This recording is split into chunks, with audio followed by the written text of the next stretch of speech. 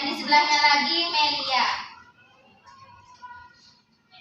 Dan di sebelahnya lagi Wasilah. Dan yang terakhir Nurul Inayat.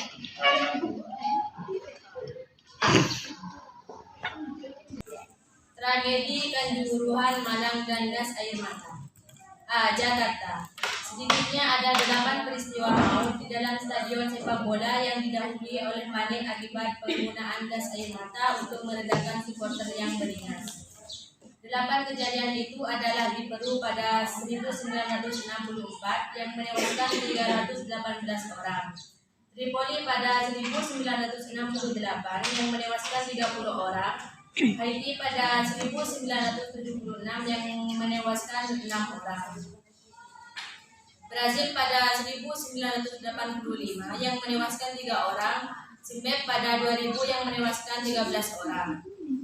Lalu 3 tragedi lain di Afrika Selatan, Kongo dan Ghana yang semuanya terjadi pada 2001 dengan terparah di Ghana dengan 126 orang yang tewas.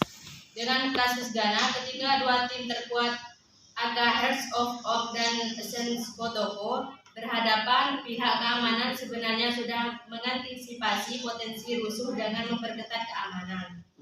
Namun begitu laga dimenangkan Accra dengan 2-1, pendukung Kotoko marah dengan melemparkan kursi stadion dan motor plastik ke dalam lapangan. Polisi mengendalikan situasi dengan menembakkan gas air mata ke arah penonton.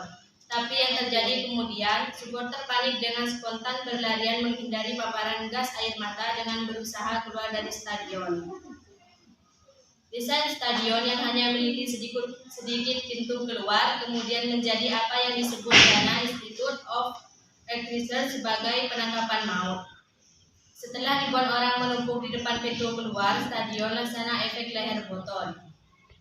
126 orang tewas pun karena asfiksia, yakni kondisi ketika kadar oksigen dalam tubuh berkurang dengan salah satu penyebabnya adalah paparan asap atau zat kimia. Korban tewas yang demikian banyak juga karena tiadanya tenaga medis yang merawat langsung korban dengan ternyata mereka meninggalkan stadion begitu kerusuhan terjadi. Segera kejadian ini, Presiden Ghana John Agyeku Kufuor menyatakan hari berkabung nasional selama 3 hari, sedangkan 3 utama sepak bola negara itu dihentikan selama 1 bulan. Beberapa waktu kemudian penyelidikan menyimpulkan polisi telah bertindak berlebihan dengan sembrono menembakkan gas air mata tanpa pandang bulu. Namun pengadilan hanya menyatakan asfiksia sebagai semata penyebab kematian ratusan supporter itu sehingga mengecualikan faktor penggunaan gas air mata yang kentara membuat penonton panik untuk kemudian saling hijab. Komisi penyelidikan sendiri merekomendasikan peningkatan sistem keamanan stadion yang lalu mendorong renovasi stadion sampai sesuai dengan standar FIFA. Selanjutnya gas air mata di Kanjuruhan. Gas air mata pula yang dianggap sejumlah kalangan di Indonesia sebagai pemicu 100 lebih supporter Arema FC tewas setelah kekacauan di Stadion Kanjuruhan, Kepanjen, Kabupaten Malang sesuai pertandingan Arema melawan Persebaya pada 1 Oktober yang dimenangkan Persebaya 3 minggu. Peristiwa ini masih diselidiki oleh pihak berwajib Indonesia, sementara PSSI dan PT Liga Indonesia baru langsung menghentikan sementara kompetisi Liga 1 Indonesia dan melarang Arema FC bermain di kandangnya sampai musim 2022 sampai 2023 ini selesai. Presiden Joko Widodo pun memerintahkan peristiwa yang merenggut korban begitu banyak termasuk anak-anak dan remaja ini diusut tuntas.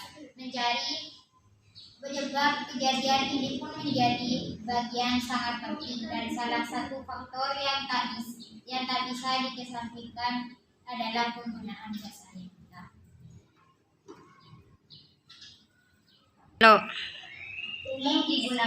Gas air mata sendiri umum digunakan dalam mengendalikan massa yang berubah anarkis dimanapun di dunia ini.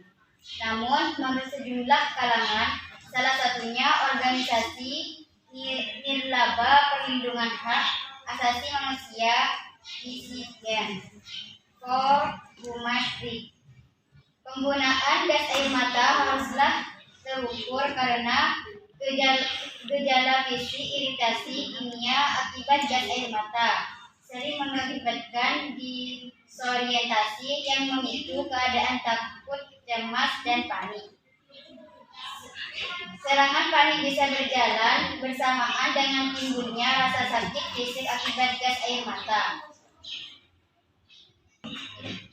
Gas air mata memang normal dan legal untuk mengendalikan massa, tapi tetap harus terukur, apalagi menghadapi massa yang rata-rata berusia sangat muda yang mudah terpancing emosinya. Sejumlah pakar menilai karena berisiko termasuk cedera.